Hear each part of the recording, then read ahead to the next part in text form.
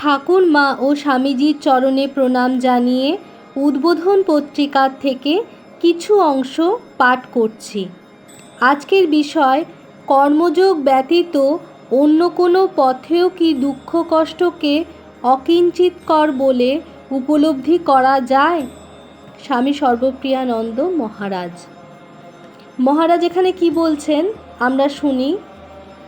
মহারাজ বলছেন, যাই বই কি, ভক্তের কথা ভাবুন। অর্থাৎ মহারাজ ভক্তের কথা ভাবতে বলছেন। তার মন কি বলে? ঈশ্বরপ্রেমী আমার সর্বস্ব। অর্থাৎ একজন ভক্তের মন সর্বদা কি বলে? ঈশ্বরপ্রেমী হচ্ছে ভক্তের সর্বস্ব। নিজের সামান্য সমস্যাগুলি একজন ভক্তের কাছে কিছুই নয়। ভক্তের কাছে নিজের সমস্যা কিছুই নয়। উৎসব অনুষ্ঠানে এটা চাই ওটা চাই, এই ধরনের স্বাদ মেটানোর জন্য তো একজন ভক্ত তার ভগবানকে ডাকে না। অর্থাৎ ভক্ত একজন ভগবানকে, আমরা যেমন উৎসবের সময় আমাদের এটা কিনে দিতে হবে, ওটা কিনে, এটা চাই ওটা চাই আমরা বলতে থাকি, কিন্তু একজন ভক্ত কিন্তু তা চান না। একজন ভক্তের কাছে ঈশ্বর প্রেমী হচ্ছে সর্বস্ব। ভক্তের জীবনে একমাত্র আশঙ্কা হলো, যদি আমি কখনো ঈশ্বরকে ভুলে যাই। অর্থাৎ ভক্তের জীবনের একমাত্র ভয় হচ্ছে যদি সে ঈশ্বরকে ভুলে যায়।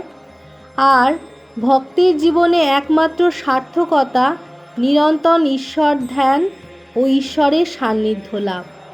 ঈশ্বরের ধ্যান আর ঈশ্বরের সান্নিধ্য লাভই হলো একজন ভক্তের সার্থকতা, একমাত্র সার্থকতা। মনে পড়ে মহাভারতের কুরুক্ষেত্রে যুদ্ধ শেষে কুন্তী শ্রীকৃষ্ণের কাছে প্রার্থনা করছেন, জন্ম জন্মান্তর ধরে আমাকে যদি ফিরে ফিরে আসতেই হয়, আমাকে শোকস্তাপ দিও প্রভু, যাতে আমি তোমাকে না ভুলি। কি গভীর আরতি বলুন তো।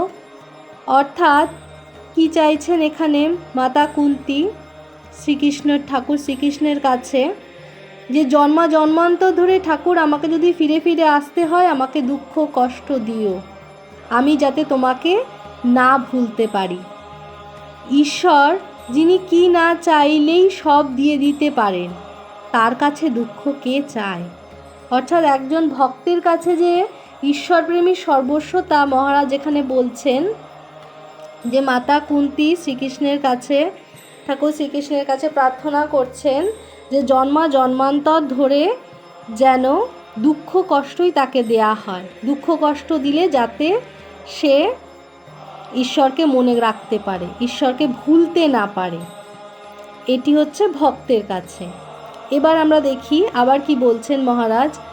আবার জ্ঞানীর ক্ষেত্রে হলো, আমি সচ্চিদানন্দ, আমি সেই অসীম চেতনাকাশ, যার মাঝে ভালো খারাপ সুখ দুঃখ ক্ষণিকের জন্য ফুটে ওঠে, আবার হারিয়েও যায়।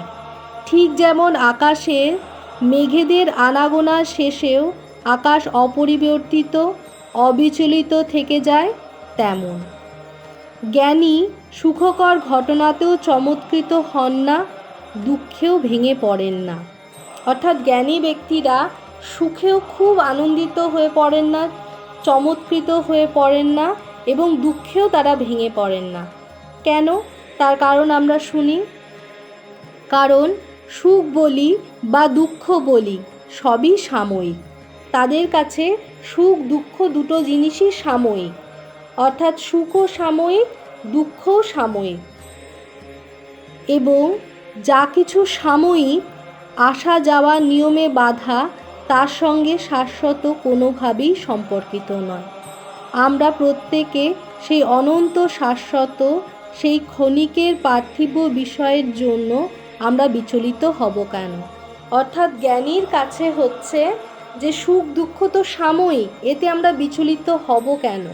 আর ভক্তের কাছে হচ্ছে ঈশ্বর প্রেমী সর্বস্ব। ঈশ্বরের কাছে মানে নিজেদের কাছে, ভক্তের নিজের কাছে তার সমস্যাগুলো কোনো সমস্যাই নয়।